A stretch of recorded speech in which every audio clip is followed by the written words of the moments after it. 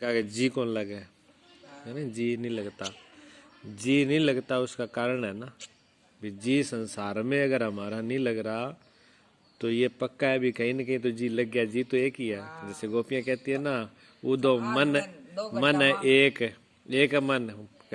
उदो से कहते हैं उदो मन ना भाई 10-20 भी 10-20 मन कोनी भी थे थरकने लाग जार बैठे भगवान, वो तो जैसे लागड़ो बैठे लाग गयो। अब मन तो वो एक ही है, वो किस में लग गया, वो अपने प्यारे में लग गया, फिर तब में लग गया, उसको सब उसको तो चढ़ा दिया वहाँ। अब वहाँ चढ़ा दिया जाए, अब क्या है, जी कम लगता है, मन नहीं करता है, एकले बैठ जाऊँ, हाँ तो इससे बढ़िया और क्या चाहिए। एकला कौन होता है, देखो एकले में क्या होता है, एकले में आप अकेले नहीं होते, आप होते हो और आपका प्यारा होता है, बस थे दो ही दो, दो ही दो होता है।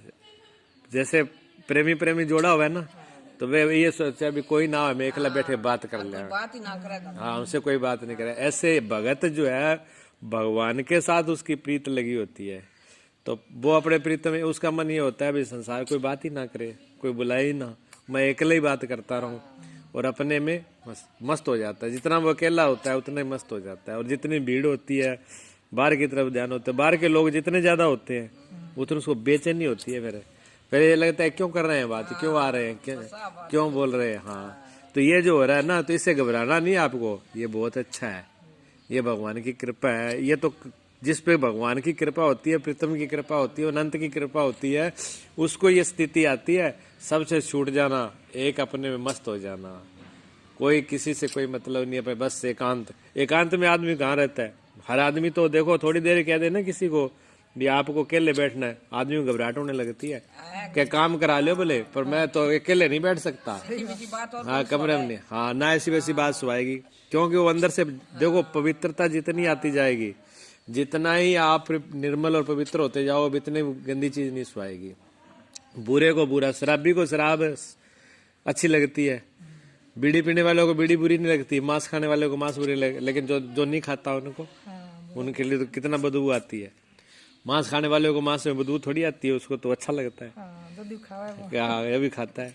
और जो नहीं खाता, वो जो नहीं खाता उसके वो उसके लिए कितना बुरा लगता है वो। हाँ इसी प्रकार ये संसार जो है, अच्छा संसार की कोई बुरी बात है, इधर उधर की बात है, किसकी अच्छी लगती है, अपने प्यारे की, अपने पे। मीरा कहती है ना कि जगत देख रोई और भगत देख हंसी। जगत को देखते तो रोना आता था, क्यों, ये जगत संसार की बातें करती हैं, दुख होता है, पीड़ा होता है, वो इधर उधर की बातें करते हैं, बुरा भले की बातें करते हैं, और जब भगत देख लेती तो खुशी चढ़ जाती, क्यों, भगत भगत की बात करे, भगत अपने एक ही बात करेगा, मन की बात हो जाएगी। जब एक दूसरे की मन की बात समझने वाला मिल जाता है, भगत को भगत मिलता है तो खुशी होती है। जैसे ज्वारी को ज्वारी मिल जाए, शराबी को शराबी मिल जाए, जिसको जैसा मिल जाए उसको, हाँ तो बुरे लगे, तो अच्छे को मिले तो अब अच्छा जब मिलता है तो खुशी होती है, और बुरा मिलता है बैठ जाओ तो अच्छा लगता है, ठीक है ना। हाँ तो जैसा जो मिल जाए उसको वैसा ही अच्छा लगता है। खराब जैसा अपनी संगत वाला देखा हुआ आदमी जैसे के जैसे बैठ जाते हैं, पुण्य तो आज ही है, आज ही है, हाँ आज ही है, बैठ जाओ। तो कितने देह जनित सुख की दास्ता का अंत करने के लिए रोग स्वरूप में तुम्हारे प्रीतम आते हैं। देखो शरीर हमारे, हमने इसके गुलाम हो गए, किसके, शरीर के, हम लोग शरीर के भी गुलाम हो गए, और शरीर की गुलामी छुड़ाने के लिए रोग जो है वो कौन है, वो प्रीतम ही है, वो प्यारा ही है। रोग बन के स्वयं भगवान ही आते हैं समझाने के लिए, देख ले तेरी कितनी औकात है, कितना इसमें लट्टू हो रहा है, कितना मोहित हो रहा है। हाँ ठीक है ना, नहीं अपने शरीर का भी नहीं, उसके छोड़ो, अपने शरीर का भी मोह छुड़ा देगा, दूरों से छुड़ा ही दिया, संसार का तो छुड़ा दिया, अपने शरीर का भी मोह नहीं रहने देता, इसकी भी आस्था दास्ता नहीं रहे, इसकी भी गुलामी नहीं रहने देता। तो कैसे न कैसे रोग, जो रोग आ रहे हैं ना, ये रोग भी कोई और नहीं है, ये वही है, स्वयं वो खुद ही आते हैं। वो क्यों आते हैं, इसे छुड़ाने के लिए आते हैं। इसलिए उससे भी घबराना नहीं, चिंता नहीं। साधक को चिंता और घबराने का तो स्थान बिल्कुल ही नहीं है। जैसे एक यात्रा कहते हैं, एक यात्रा जा रहे थे तो नाव के अंदर, नाव में बैठे हुए यात्रा जा रहे तो नाव डामाडोल हो गई, तूफान आ गया बीच में। तूफान आ गया तो सारे लोग घबराने लगे। उसमें एक जोड़ा नया जोड़ा आया था शादी करके, अभी वो तलवार हाथ में थी, दुल्हा बड़ा हुआ था, साथ में दुल्हन साथ में थी। लेकिन हाँ, अब वो दुल्हन भी घबरा रही भी, अब तो डूबेंगे जब। लेकिन वो जो दूल्हा जो था ना, वो बड़ा मस्त, वो उसके चेहरे पे कोई शिकन नहीं, जैसे कोई फकीर बैठा हो ऐसे मस्त बैठा था। तो उसकी दुल्हन ने कहा, उसने, उसकी पत्नी ने, कि जब नाव इतनी डामाडोल है तो तेरे को डर नहीं लगता? तो बने इतना पूछने की बात थी कि तलवार तो उसके हाथ में थी। उसने तलवार एकदम निकाल कर उसकी पत्नी के यहाँ गर्दन पर रख दी, ऐसे रख दी तो वो पत्नी हंसने लग गई। तो उसने कहा, मैंने तलवार तेरे सिर पर व गर्दन पर रख रखी है और तू हंस रही है, तेरे को डर नहीं लगता? उस पत्नी कहने लगी, मुझे क्या डर है, तलवार है तो आपके हाथ में ना, भी आपको पता है, भी मुझे आप पे भरोसा है, भी आप मेरे से मेरी गर्दन आप नहीं काटोगे। तो पति ने वो तलवार वापिस लेके बैठ गया कि मेरा यही उत्तर है, ये तेरी बात का उत्तर है। जैसे तुझे भरोसा है कि ये मेरा प्रेमी है, मेरी गर्दन नहीं काटेगा, ऐसे मुझे उस पे भरोसा है, वो मेरा प्रेमी है, वो डुबोएगा नहीं। वो डुबोएगा नहीं, मेरा उस पे पूर्ण भरोसा है।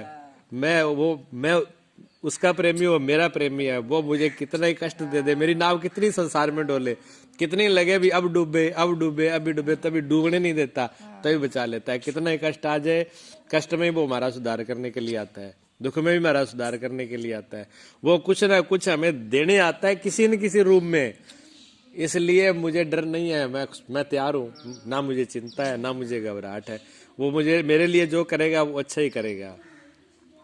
तो उसमें डरो मत, अपितु उसका आदर पूर्वक स्वागत करो। कोई की भी आ जाए, उदासी आ जाए, खुशी आ जाए, दुख आ जाए, पीड़ा आ जाए, अच्छी स्थिति आ जाए, स्थिति का हर एक पूरा स्वागत करो। जैसे मीरा ने सांप सर्प भेज दिया मीरा के पास तो भी खुश है, विष भेज दिया तो भी खुश है, उनको कुछ भी दे दिया, लेकिन वो हर हाल में क्यों खुश है? मेरे प्यारे का है ना, प्रीतम का है, भगवान मेरे प्रभु के यहाँ से ही आ रहा है, तो बुरा कहाँ कैसे आ सकता है? सब अच्छा ही तो आ रहा है। तो और विधिवत पूजा करो, और उसकी विधिवत पूजा करो। विधिवत पूजा क्या है? रोग भोग के राग का अंत कर अपने आप चला जाएगा। रोग जो है वो भोगों का अंत कर देगा और अपने आप चला जाएगा, वो पाठ पढ़ा के अपने आप चला जाएगा। रोगावस्था में मानसिक शांति उत्तरोत्तर बढ़ती रहनी चाहिए। कोई अगर रोग आ जाए सरिया तो हृदय की स्थिति और शांति बढ़ जानी चाहिए, कोई घबराहट नहीं, कोई चिंता नहीं। हाँ, और शरीर द्वारा जो न हो सके उसकी चिंता न। अगर शरीर के द्वारा जो नहीं कर पाते आप, भी वो काम मेरे से नहीं हो रहा है, मेरा शरीर समर्थ नहीं है, तो उसकी भी चिंता ना करो, वो तो स्वयं करेगा ना, वो उस पर छोड़ दो। फिर जिसको आपने अर्पण कर रहा है उसी को चढ़ा दो, वो पूर्ण उसी को खुद ही करेगा। उससे अपने को बचाओ मत, बचा के मत रखो। गड़बड़ एक ही होगी, गड़बड़ एक ही जगह, अपने आप को कहीं से बचा। एक तरफ तो कहते हैं कि सब कुछ आपको सौंप दिया था, रही है आपकी कृपा है, आपकी कृपा से हो, और थोड़ी सी मुसीबत आई ना, फिर घबराने लगे, फिर नहीं, फिर बचाओ मत। और अपना आपका कुछ भी नहीं है, ये बात समझ लो, भी मेरा मुझ में कुछ नहीं, जो कुछ है सब तेरा, तो फिर कोई दिक्कत ही नहीं है।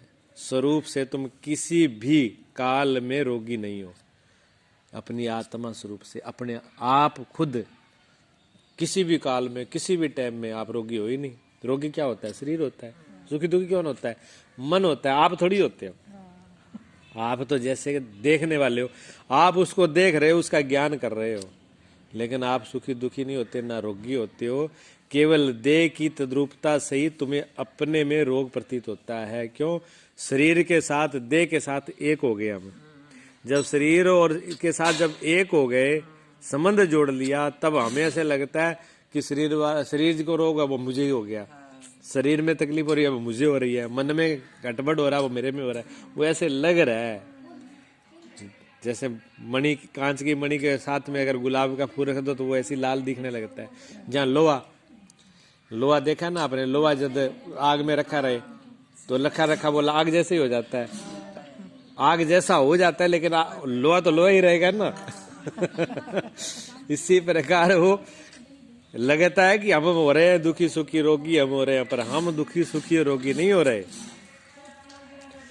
अतः उसका अंत करने में निज विवेक सर्वदा समर्थ है। अपना विवेक, अपना ज्ञान, जो अपना ज्ञान है, जो अपना विवेक है, वो इसके लिए सर्वदा समर्थ, हर प्रकार से समर्थ है।